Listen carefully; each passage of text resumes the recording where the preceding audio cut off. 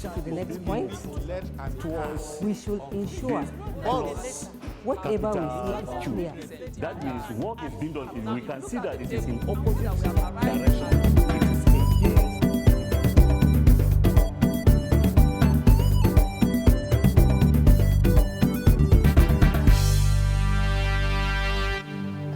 Hello, my wonderful students at home. I'm Abbas Shehu, your usual commerce teacher. Today we are going to take a look at a topic known as check.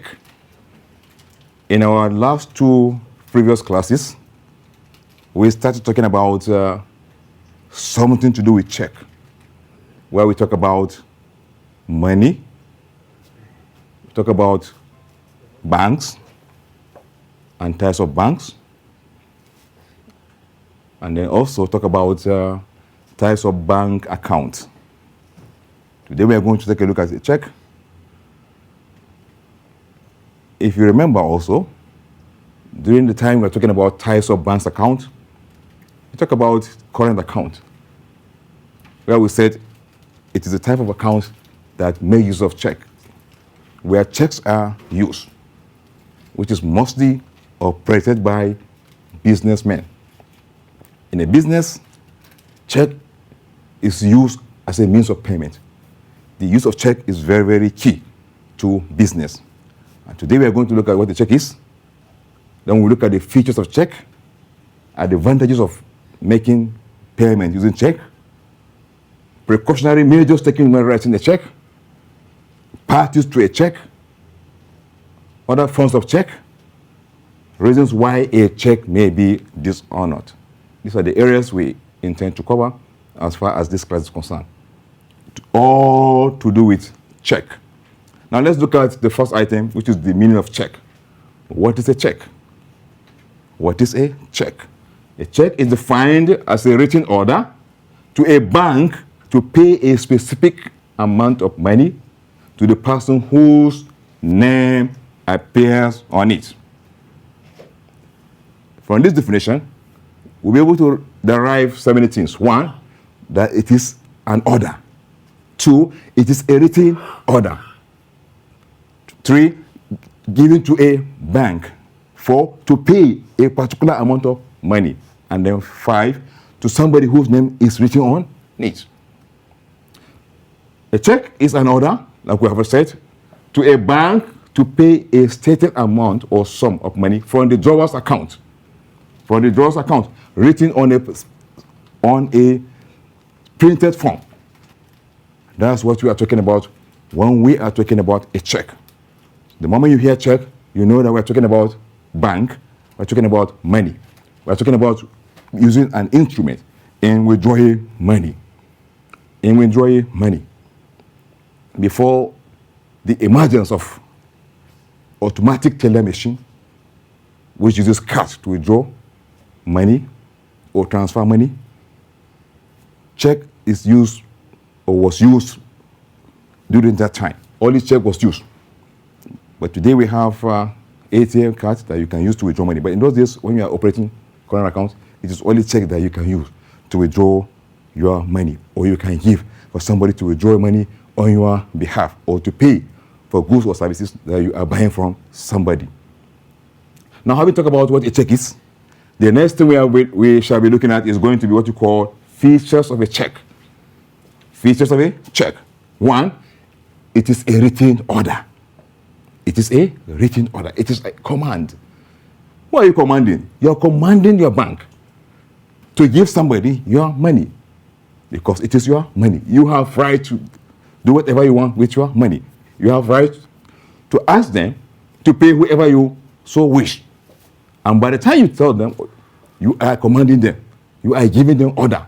They have no any other option than to act on your order, than to carry or obey your order. Two, it is an unconditional order. It is an unconditional order. You give the order without any condition. You don't write a check to somebody and begin to attach any condition. You just pay. You just write pay and write the person's name. That's all, without any kind of condition whatsoever. Number two, the amount that you want the person to collect from the bank must be specific. Must be specific. You don't write, like, say, pay Ruth Tanko Godwin, the son of about 200. No, you don't write that kind of thing. You don't write anything like about. You must be specific. 3, the account number of the drawer must be stated. The check must carry the account number of the person who is the drawer, who is having the bank account, who is the one giving out the check. Number 5, the name and branch of the bank must be stated. Every check carries the name of the bank. Not only that, the branch, the check is issued out to you as a customer, as the holder of the account. Number 6, it must be written, not oral. The order must be in written. It shouldn't be something like oral. You don't do oral transactions with banks. Everything must be in written. Number 7, it is addressed by one person to another, or by one group of persons to another. Number 8, the name of the payee must be written, and the payee is the one who is going to collect the money from the bank. We'll talk about this more by the time we go to parties to a check. Number 9, the amount to be collected must be clearly written, and written in 2 ways. Written in figures as well as in words. You write it in figures, you write it in words.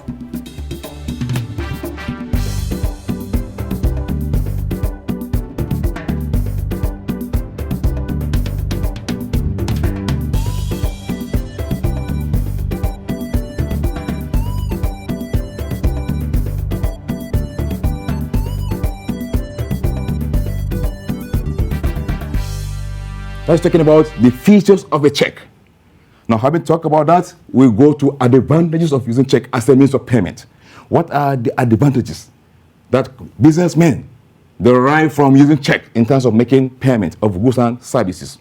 1, it is a convenient means of making payment. It's very convenient in the sense that sometimes it's easy to carry. You carry a check of millions without anybody knowing, without any problem in terms of your movement, because it is not heavy. It is just a small piece of paper. Number 2, it is safe. It is a safe means of making payment. It is a safe means of making payment. Nobody will know that you're carrying money. Not to talk of attacking you. It is only you that knows. It is only you that know how much you are carrying in terms of the money written on the check. Number 3, it serves as an evidence of payment. When you buy goods, isn't check, giving the check to the seller. By the time the sellers take the check and cash the check with your bank, his details will be recorded in the bank, and that will serve as evidence of payment that yes, something has happened, something has been done between the two of you, which will serve as an evidence in case he will deny. Number 4, check saves time and energy. It saves time and energy. Of course, you can write, like we said, on a check, the son of 1 million. It's easier for you to carry the son of 1 million naira than carrying cash of 1 million naira. So you can save energy by using check. You can equally save time by using check. Number 5, it is used as a source document in keeping record. As a source document in terms of keeping record. For you to keep your proper accounting records, you need documents that will guide you. Documents like check will give you an instant, will give you details of who you are buying from or who has paid you through check. From there, you'll be able to record down his name, the amount of goods he has bought, the date, so on and so forth. That will serve as a source of information that will help you in recording your book of accounts, in keeping your accounting records. Number 6, it is economical. Use of check is very economical. Of course, we know that money usually printed by the central bank circulates, go around and round and round again. And because it changes hands, as a result, you witness damage. It has to be reprinted and reprinted. And that is costing money. So instead of money to be circulating and getting spoiled, you can use check. That will reduce the extent of the damage of the available cash that we have. That's talking about advantages of using check. Now we go to precautionary measures taken when writing a check. When you are writing a check, when you are giving out a check to somebody, you need to be very careful, because any mistake may lead to one problem or the other. The bank may refuse to give the person the money. That's why you need to take certain measures. And these are some of the measures. Number one, the signature must be consistent. Of course, when you are opening an account, that's one thing we forgot to say when we're talking about procedures in opening current accounts. When you're opening an account, you need to give the bank what is known as your specimen signature. You must give them your signature, which you will be using in terms of the checks you are going to be giving out to people. The signature with them must be consistent with the one you are going to write on the check. The moment there is irregular signature, then there is going to be a problem. The bank will refuse to pay, thinking that you are not the one who has given out the check, thinking that the check is being forged. So signature must be consistent. If you know you don't have consistent signature, you need to develop one and make it consistent. For those that are not sure of their having check being consistent, they use their thumb prints. But I think the age of, or the era of using thumb print is getting outdated. Number two, the drawer must sign on any alteration. Where you are writing check, and on the check you happen to make a mistake, for the bank to accept the check with the mistake you made, you must, after correcting the mistake, sign on the exact spot where the mistake is made. You write slightly below or above the mistake, correct it. If you don't do that, the bank will not accept the check. The person will just waste his time by going to ask the bank to pay. Number three, the amount in words must correspond with the one written in figures. We have already said this when we're talking about features of a check. The amount written in words must correspond. You don't write 100 naira in figure and then write 101 naira in words. It is unacceptable. The bank will never honor the check. The check will be dishonored. You will be asked to go back to the person who has given you the check for another one. Number four, the name of the payee should clearly be written on the check. The name of the person who is going to collect the money must be clearly written. Like we said, everything must be clearly written, so that for them to know what to enter in their computer to keep the record of the transactions between you and the person. So the name must be clearly written. Make sure the name is clear before you give out the check to the person you are supposed to give the check to. Number five, the signature should not be written in such a way that it can easily be forged. When you are writing your signature, from the point of development of your signature, you should make sure that your signature is a signature that will be hard to forge. Hard to forge. Difficult to forge, because we have people who are special forgers, say to speak.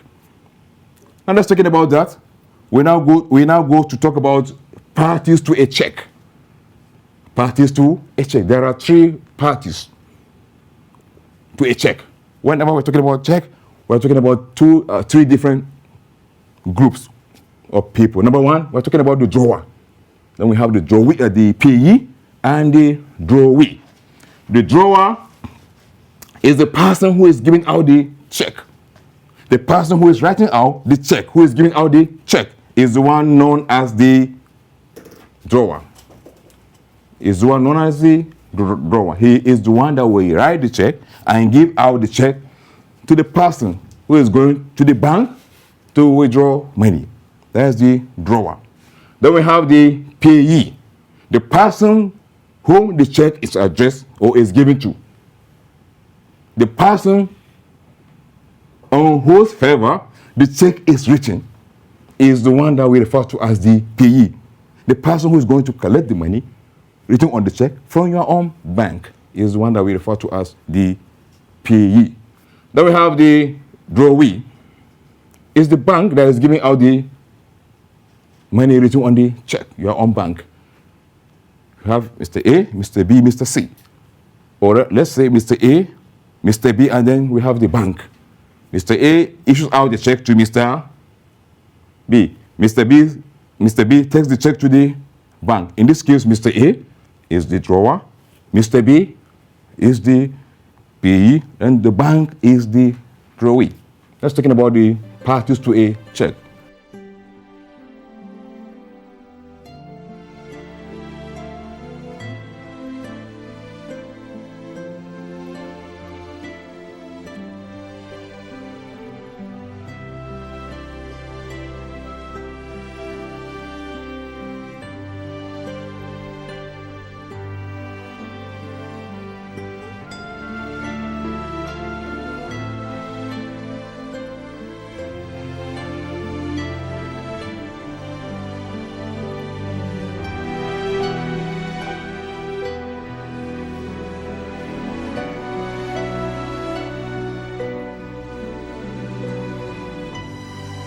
Now we go to talk about types of check. Types of check. We have different types of checks. Number one is known as order check, followed by bearer check. Number three, open check. And number four, the last one we have here, cross check. These are the four different types of checks that we want to look at. Now let's look at the first one, which is an order check. Order check. Order check is made payable to a person or firm name on it, or an order which requires the endorsement of the payee, unless he pays it into his own account. A check that is drawn payable to payee or to order can only be cashed by the payee. Let's talk about the first one. Now the second one, which is known as a bearer check. Bearer check. It is a check payable to the bearer. To the bearer. That is, whoever presents it. Whoever presents it will be the bearer. The bearer check is payable without any endorsement. It can be cashed over the counter without having to be endorsed by the person representing it. Now we go to the third one, which is talking about open check. An open check can be presented and cashed over the counter of the bank, which is drawn.